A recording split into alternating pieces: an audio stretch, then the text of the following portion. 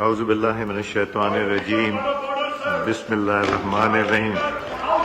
I invite the Honorable President of the Islamic Republic of Pakistan, Mr. Asif Ali Zardari, to address under Clause 3 of Article 56 of the Constitution of the Islamic Republic of Pakistan to both the Houses of Parliament assembled together.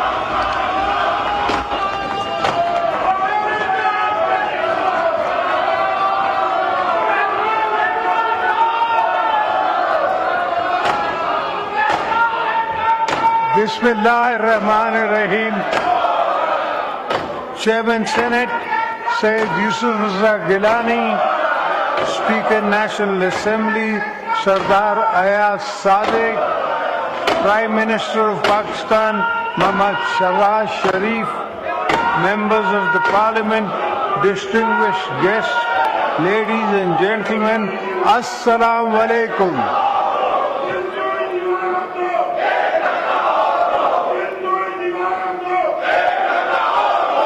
It is my singular privilege as your civilian president to address for the 8th time the August House at the beginning of another parliamentary year.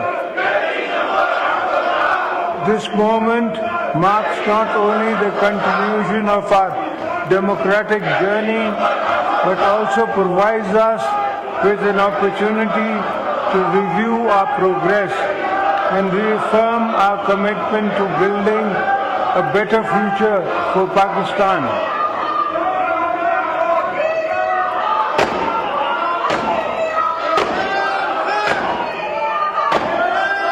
As we embark on this new parliamentary year, I urge this House to focus on promoting good governance and political economic stability. Our people have pinned our hopes on Parliament, and we must rise to the expectations. It is my first duty to remind you, we need to work harder to strengthen our democratic system, restore public confidence in the rule of law, and grow Pakistan on the road to prosperity.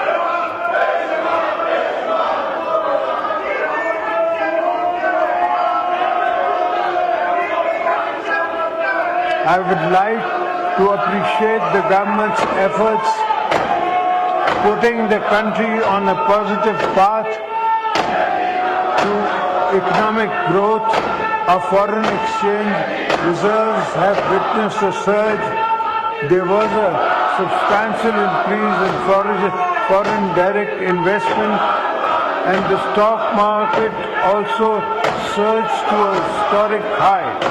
The government has also reduced the policy rate from 22 to 12%, and all other economic indicators have shown a healthy and sign improvement.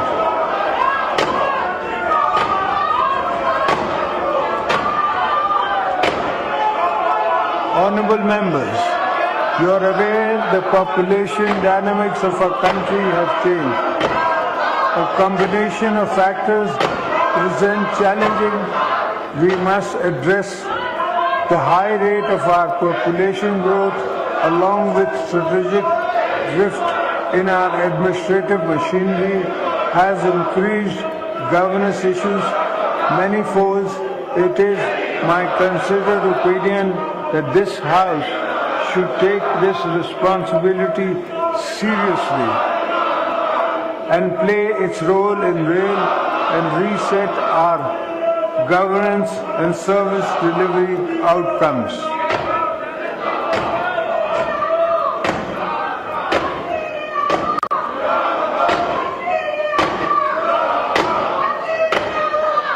As far as the government is concerned, ministries need to redefine their vision and objectives and understand that pressing issues faced by the people of Pakistan have to be resolved within a certain time frame. We need to deliver tangible benefits, restore trust of the people in democratic institutions.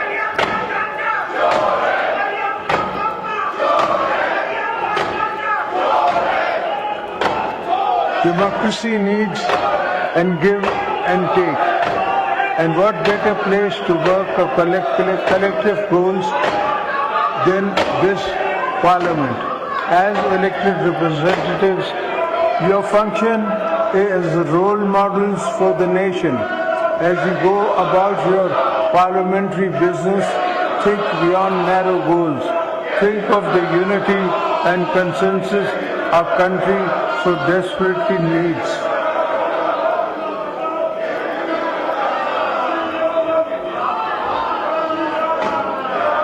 I would urge all you to empower our people, make decisions of national importance with consensus, encourage domestic, international investment for economic growth and job creation, foster social economic justice and ensure fairness and transparency in our system.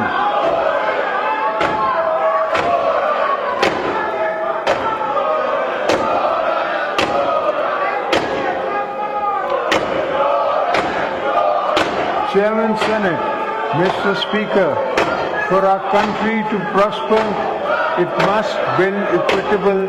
This is going to be a century of many new global changes, and to weather such transitions, we need to ensure that our people, with their different regions and resources, are on board of national development.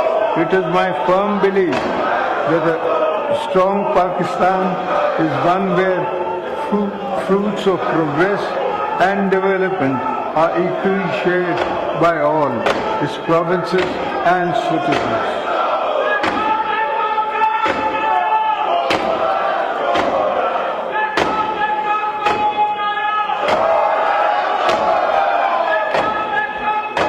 We should work actively to promote inclusive and uniform development, ensuring no province, no district, and no village is left behind. The House should ensure development is not limited to a few select areas, but reaches every nook and corner of the country. The ignored and neglected areas demand urgent attention from the federal government.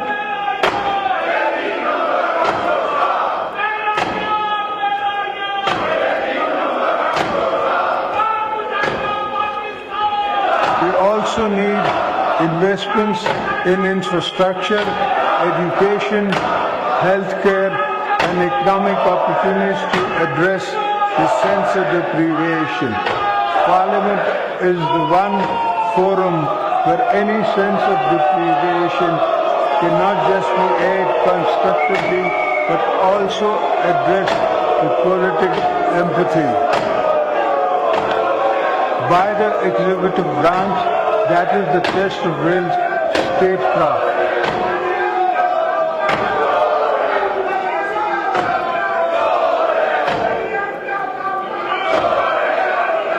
In this regard, improving our taxation system is essential to moving forward as a country. We must reform and expand our tax net, not overburdening those who already contribute, but by ensuring that every eligible taxpayer participates in nation building.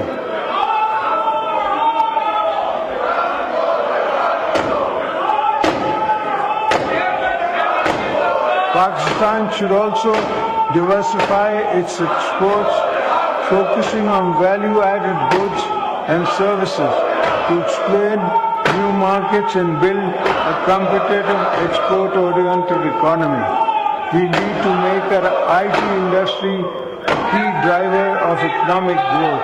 We should focus on building digital and information highways, investing in IT parks, enhancing internet accessibility and speed, and supporting the growth of our technology-driven economy.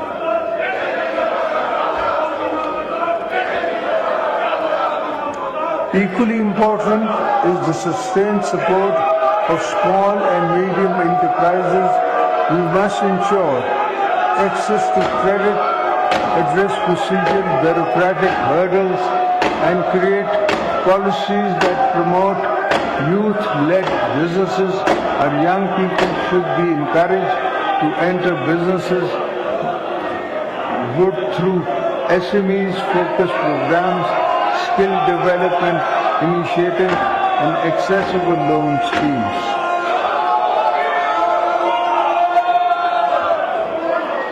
In order to achieve these objectives, I would like to urge the House to play its role to increase the ease on doing business. Investors, small businesses, and international companies must find Pakistan an attractive potential of investment.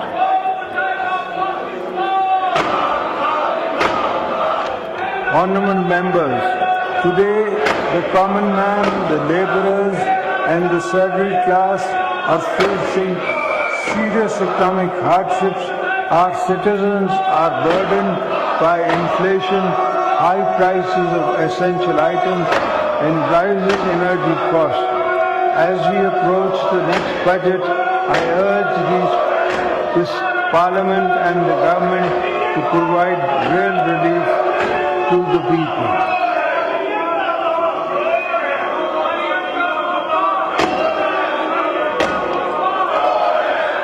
The government should take measures to forthcome budgets to increase salaries, pension, reduce income taxes on salaried class, lower energy costs, which would help reduce financial burden on them.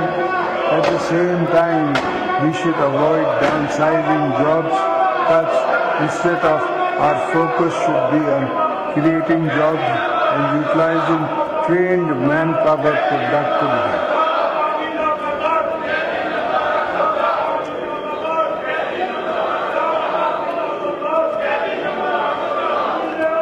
Ladies and gentlemen, women constitute almost 50% of the country's population, but they are underrepresented in every aspect of life.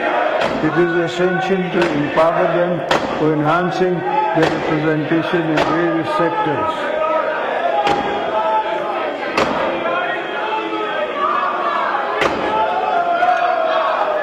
The most important intervention you can make as government and parliament is to make women at the bottom of the social pyramid financially independent. In accordance with the vision of Shahid Bhuto, the Benazir Income Support Program BISP remains a crucial lifeline of millions of families.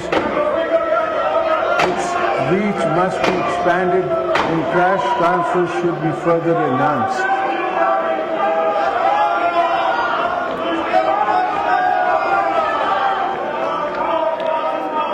Young people make up a huge proportion of our current demographics. They need hope and inspiration. We should ensure the children are not outside schools in Pakistan.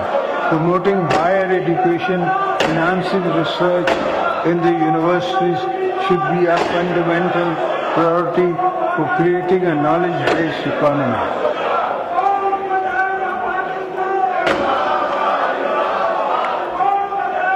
I urge the federal and provincial governments to increase the allocation for education sector in the upcoming budget on micro level and to also provide more opportunities through scholarships and financial assistance programs.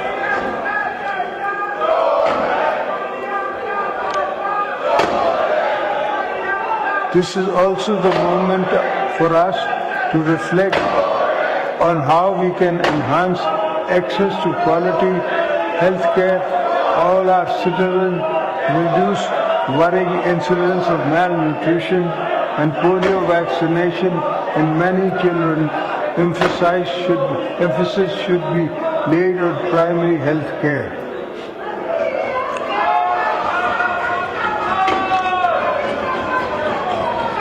respectable parliamentarians, I believe that domestic and regional conservation is a fundamental to prosperous Pakistan. We need a strong, efficient transport infrastructure, road networks and modernized railways.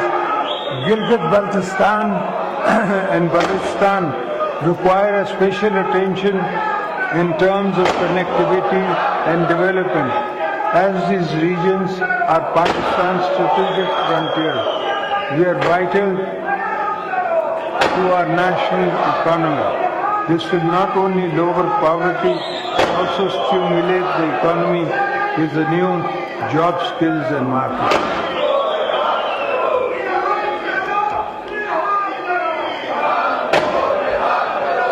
The China-Pakistan Economic Corridor, CPEC, and Gwadar Port remain central to our vision of connectivity.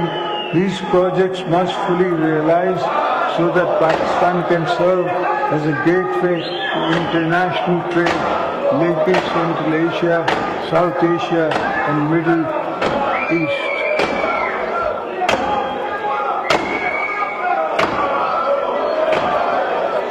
At this point, I would like to take this opportunity to urge the federal and provincial governments to strengthen agriculture sector, ensure sustainable water management, bring coordination and agencies to the urgent task of managing the growing threats of climate change.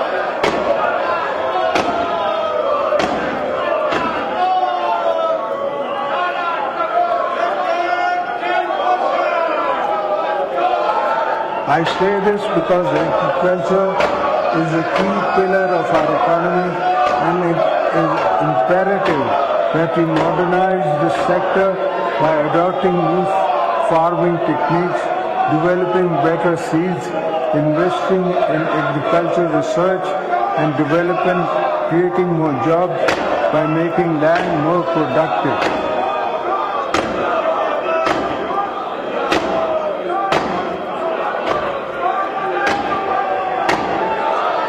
In order to improve our productivity, increase livestock yield and expand food exports, our farmers must be equipped with modern tools. We must aim for stability and self-sufficiency in food production. We need to focus on greater water availability and its efficient use. We must work towards innovative solutions such as bringing water from Tajikistan to Balochistan, upgrading irrigation systems, and utilizing new technologies to conserve and distribute water.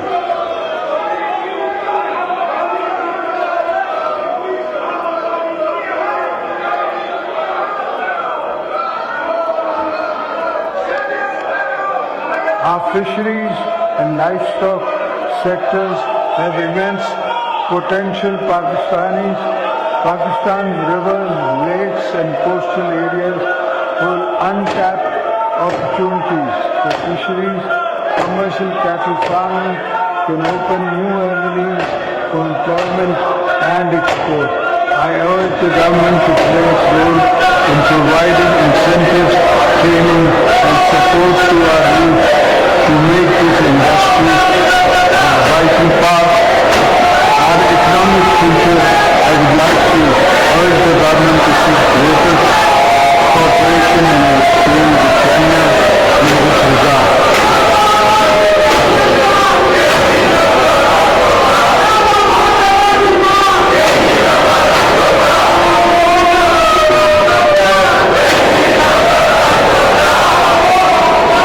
You are aware that Pakistan is one of the countries most impacted by climate change. We should focus on restoring biodiversity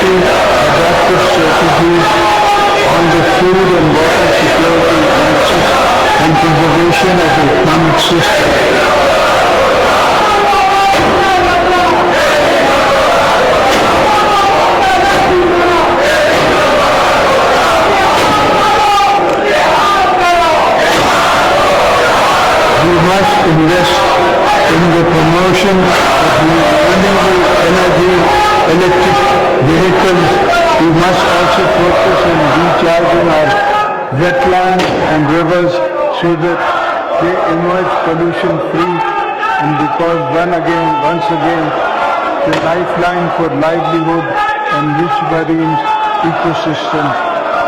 The mangroves of Sindh stand as a shining example of what can be achieved through conservative efforts.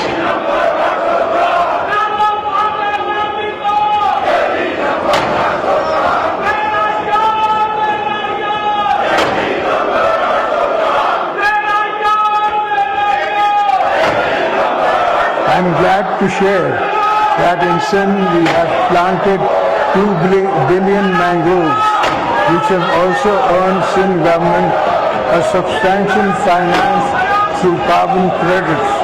We should replicate this model protectively and benefit it from the international carbon credit market.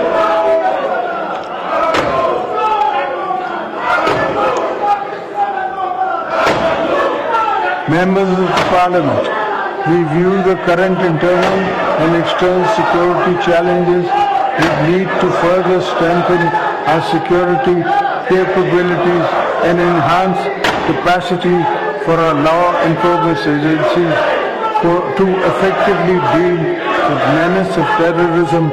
Parliament needs to play a role in building a consensus to tackle extremist ideologies as well as militancy that supports such violence.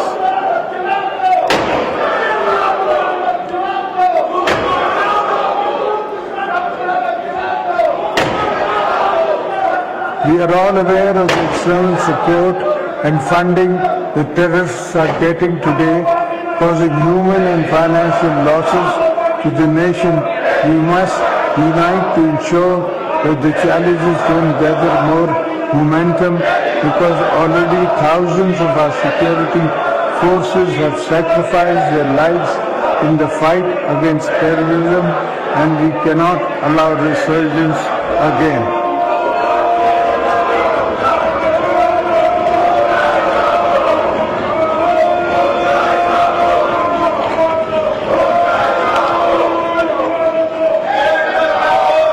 I want to assure you that we are committed to eradication of the menace with the support of the nation and the brave armed forces. Successful intelligence-based operations have led to dismantling of terrorist networks to destabilize our nation.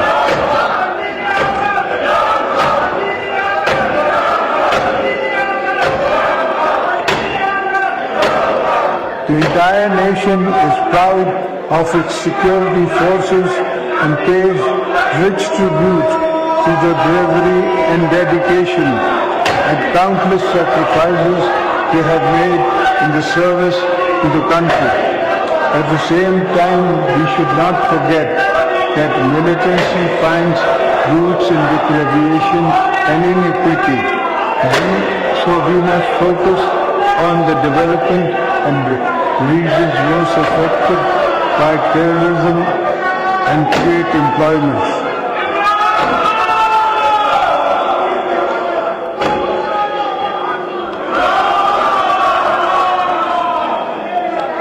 Outside our borders, the world is in a different stages of transition.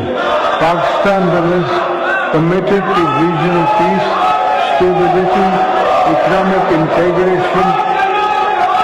Our foreign policies will always be guided by national interest, international cooperation, and principles of sovereignty, mutual respect. We should enhance our cooperation with friendly regional countries in the area of trade, economy, climate, and cultural exchange. We will continue to play our role as a responsible, peace-loving nation.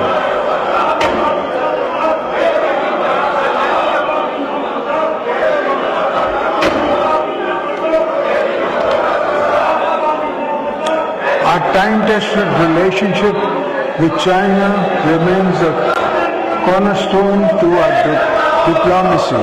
We will continue to further strengthen economic and strategic ties with Beijing, we will further cement our all-weather strategic cooperation partnership with China and continue to support the One China policy. During my recent visit to China, I had a fruitful discussions with Chinese leadership while inviting them to make more investment in CPEC to improve regional and economic integration.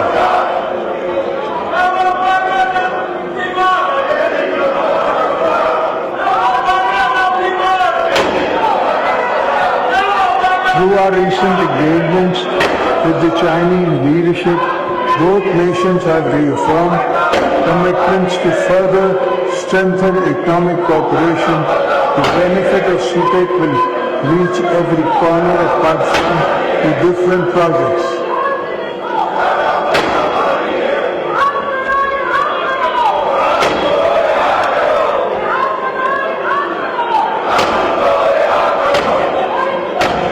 We deeply appreciate the support of our trusted friend Saudi Arabia, the United Arab Emirates, Turkey, and others who have stood by us in times of economic challenges. We are committed to further strengthening our long-standing historic cultural and economic ties with the friendly nations of the Gulf and Central Asia, as well as the European Union, the United Kingdom, and the United States of America.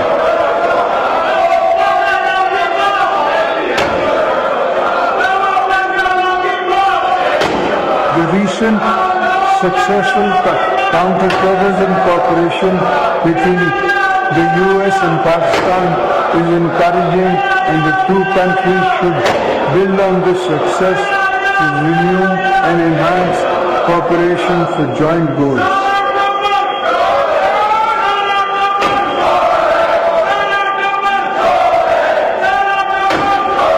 Honorable members, the plight of two of our brothers and sisters in Indian illegal occupied Jammu and Kashmir remains of great concern for the entire nation. The people of Kashmir have been suffering for decades under unjust occupation, oppression, and brutal human rights violations. By the success of Indian regimes, Pakistan will always stand by them in the struggle of self-determination.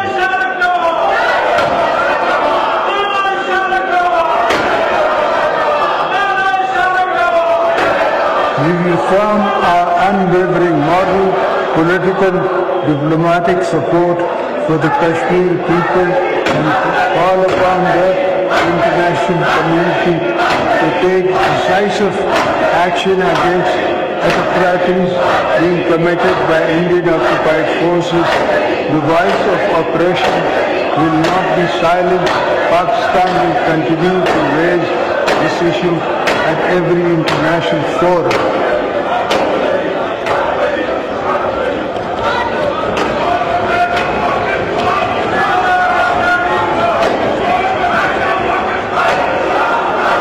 The Syrian devastation in Palestine demands urgent attention of the world.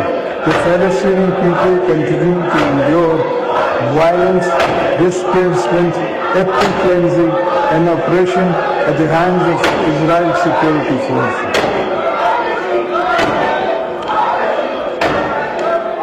Pakistan is actively committed to Palestine cause and is consistent in the calling of a just and lasting solution based on international law and aspirations of the Palestinian people.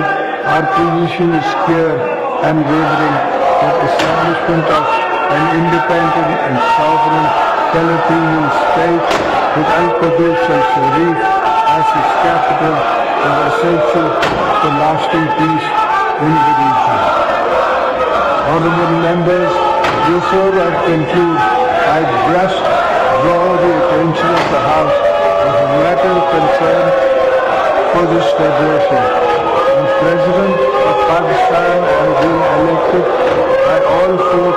presidential assembly, the National Assembly, the Senate of Pakistan. In the Constitution says that it is my duty to represent the Federation.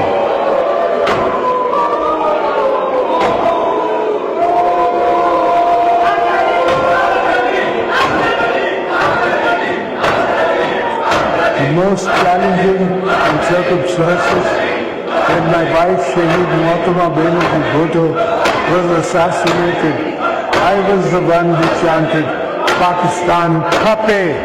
For me, Pakistan always comes first.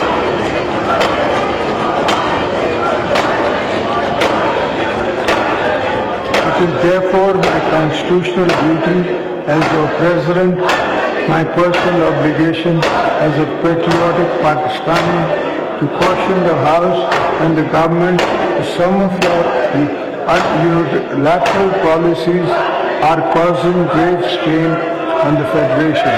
In particular, the government's unilateral decision to carve out some canals from the Indus River, despite strong opposition from federating units.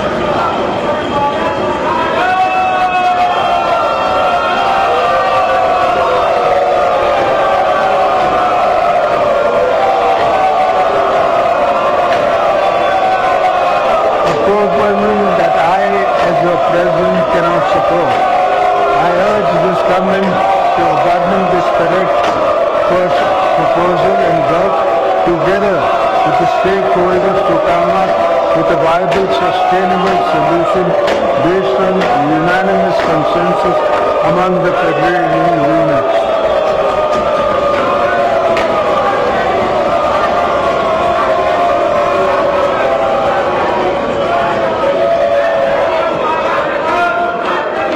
In the end, I would like to again invite the attention of the House to fulfill the responsibilities entrusted to this Parliament and play its role in the nation building, strengthening institutions and improving governance.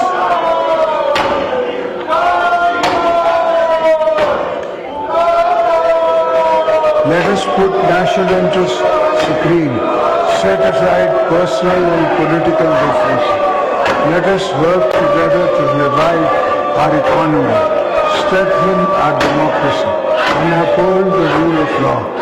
Let us strive to build a Pakistan that is just, prosperous, and inclusive.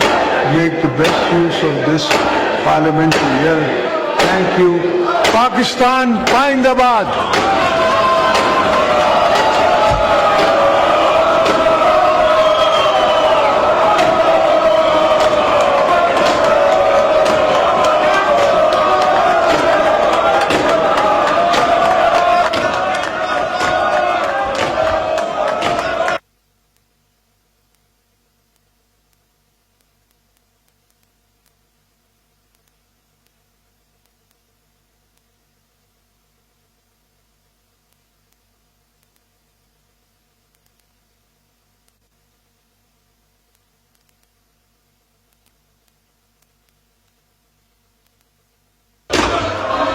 Thank you, Mr. President.